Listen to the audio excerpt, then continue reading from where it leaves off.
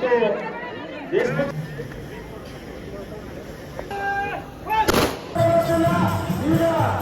ಶಕ್ತಿ ಆ ಶರಣ ಬಸವೇಶ್ವರರು ನೀತಿ ಅಂತನ್ನುವಂಥದ್ದನ್ನ ಹೇಳ್ತಾ ಇದ್ದಾರೆ.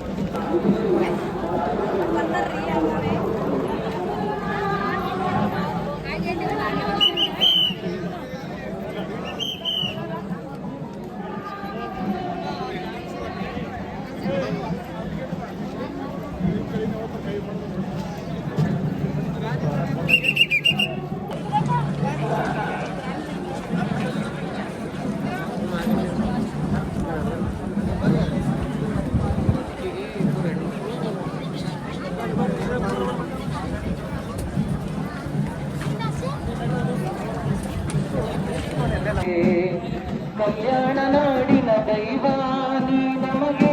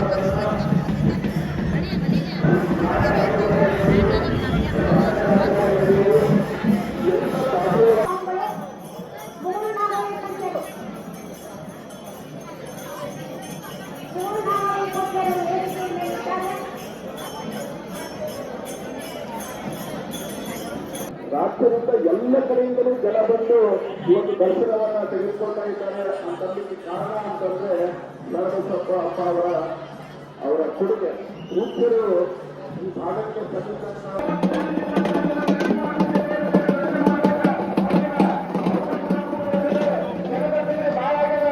ಸಮಯ ಕೂಡ ಬಹಳ ಆಗಿದೆ. ಈಗ ವೇದಿಕೆಯ ಮೇಲೆ ಶ್ರೀಯುತ ಲಿಂಗಾಯತ ವೀರಶೈವ ಸಮಾಜದ ಸುರೇಶ್ ಸಜ್ಜನ್ ಸರ್ ಅವರು, ಸುರಪುರದ ಅಧ್ಯಕ್ಷರಾದ ಸುರೇಶ್ ಸಜ್ಜನ್ ಅವರು ಇದ್ದಾರೆ. ಅವರು ಮುಖ್ಯರ ಶಿವಪುರ ತಾಲೂಕಿನ ವಿಶ್ವವಿದ್ಯಾಲಯ ಕೂಡ ಈ ಭಾಗದಲ್ಲಿ ಆಗಬೇಕಂತ ಭಾಷೆಯಿತ್ತು. ಆ ಆಸೆ ನಿರ್ವಹಿಸಿಕೊಟ್ಟಿದ್ದಾರೆ. ಇವತ್ತ ಅದನ್ನು ಮುಂದುವರಿಸಿಕೊಂಡು ಹೋಗ್ತಕ್ಕಂಥ ಜವಾಬ್ದಾರಿ ಅವರ ಮನೆಯವರ ಅಮ್ಮವರ ಮೇಲೆ ಮತ್ತು ದೇಶಮುಖ್ ಸರ್ ಅವರ ಮೇಲೆ ಮತ್ತು ಭಕ್ತಾದಿಗಳ ಮೇಲೆ ಇದೆ. ಅವರ ಆಶೀರ್ವಾದ ಪಡೆದು ನಾನು ಭಾವಿಸಿ ಏನು ಅವರು ಅನ್ಕೊಂಡಿದ್ರು ಶೈಕ್ಷಣಿಕ ಒಂದು ಕ್ರಾಂತಿ ಭಾರತದಲ್ಲಿ ಆಗಬೇಕು. ವಿಶೇಷವಾಗಿ ವೀರಶೈವ ಲಿಂಗಾಯತ ಸಮಾಜದ ಅನಾವರಣ ನಮ್ಮ ಭಾಗದ ಎಸ್ಟಿ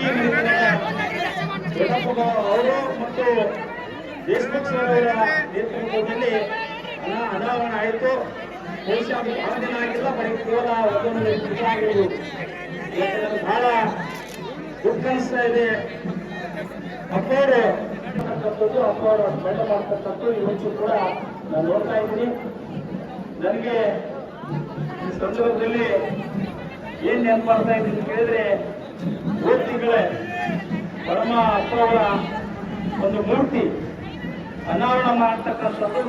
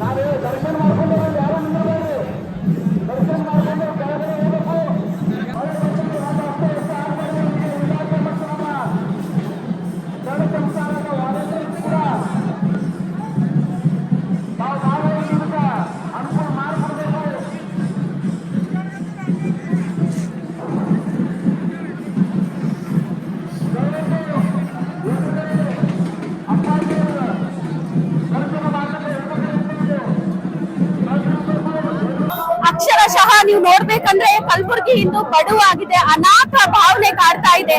ಲಕ್ಷಾಂತರ ಜನರ ಒಂದು ಆರಾಧ್ಯ ದೈವ ಅಂತ ಹೇಳ್ಬೇಕಾಗಿರೋ ಶರಣ ಬಸವೇಶ್ವರರು ದೈವಾಧೀನರಾಗಿದ್ದು ಲಿಂಗೈಕ್ಯರಾಗಿರುವಂತಹ ಈ ಸಂದರ್ಭದಲ್ಲಿ ನೀವು ನೋಡ್ತಾ ಇರ್ಬೋದು, ವರ್ಣನು ಸಹ ನಮ್ಮೊಂದಿಗೆ ಆ ರೀತಿಯ ದುಃಖವನ್ನ ತೋರ್ಕೊಳ್ತಾ ಇದ್ದಾನೆ. ಇಷ್ಟು ಭಕ್ತರ ಮಧ್ಯ ಶ್ರೀ ಶರಣ ಬಸವೇಶ್ವರರು ದೈವಾಧೀನರಾಗಿ ಸ್ವರ್ಗಸ್ಥರಾಗಿರುವಂತ ಈ ಸಂದರ್ಭ ಒಂದು ರೀತಿಯ ವಿಷಾದನೀಯನೇ ಅಂತ ಹೇಳ್ಬೋದು. ಆ ವ್ಯಕ್ತಿಯು ಸಹ ಸ್ವಾತಂತ್ರ್ಯ ಹೋರಾಟಗಾರರ ಜೊತೆ ಇಂದು 15ನೇ ಆಗಸ್ಟ್ ನಂದು ನಮ್ಮೆಲ್ಲರನ್ನ ಆಗಲಿರೋದು ದುಃಖ ಭರಿಸುವಂತಹ ವಿಷಯವಾಗಿದೆ. ನೀವು ಇಲ್ಲೆಲ್ಲೂ ನೋಡ್ಬೋದು, ಭಕ್ತಾದಿಗಳು ಲಕ್ಷಾಂತರ ಜನ ಇಷ್ಟು ಮಳೆನ ಲೆಕ್ಕಿಸದೆ ಬಂದಿದ್ದಾರೆ ಅಂದ್ರೆ ಅದು ಅವರು ಒಂದು ಕಲಬುರಗಿಯಲ್ಲಿ ಕಲ್ಯಾಣ ಕ್ರಾಂತಿ ಮಾಡಿದ್ದಾರೆ, ಅಕ್ಷರದ ಕ್ರಾಂತಿಯನ್ನ ಮಾಡಿದ್ದಾರೆ ಅದಕ್ಕೆ ಅಂತ ಹೇಳ್ಬೋದಾಗಿದೆ.